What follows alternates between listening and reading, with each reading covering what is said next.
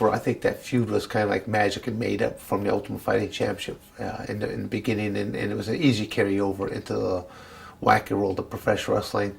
Did I ever really have a feud with a guy? No. And to me, it's like I come from a world of amateur wrestling competition, and to me, it's I'll shake your hand before, I'll shake your hand after. No hard feelings of what's about to happen, and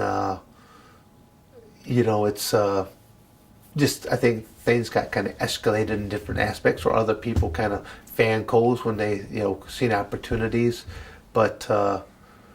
I just look at there really is no rivalry, even though we've had 2 matches. He won one, I won one. So going into WWF to do the rubber match or to work on an angle was it was an easy storyline to work with, but it never materialized.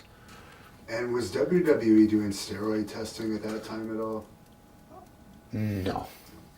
Because you mentioned, I've seen you mention in previous interviews that you think it's possible that Shamrock could have been on something during your... Possible?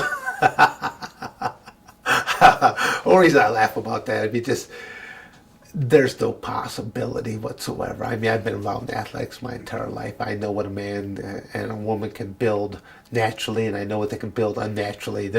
If you just look at the world of bodybuilding, you look at natural bodybuilders and you look at professional level bodybuilders.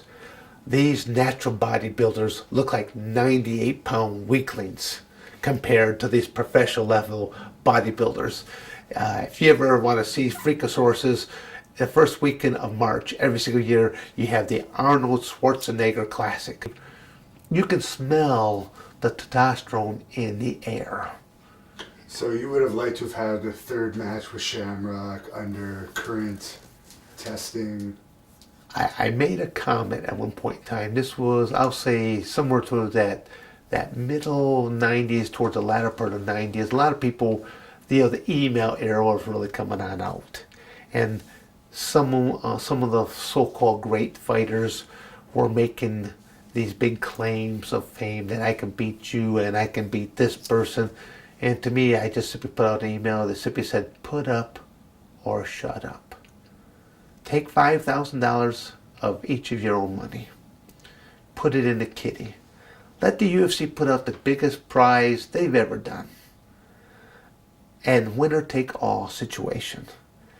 And I said, the only request I have is on the day of competition, all athletes must be tested, and those that test positive not be allowed to compete. Don Fry was the only man with balls to simply say, you would win undefeated, Dan. You would never break a sweat. And I take more respect from someone that will simply just flat out admit to it. People, and don't get me wrong, steroids are in all sports.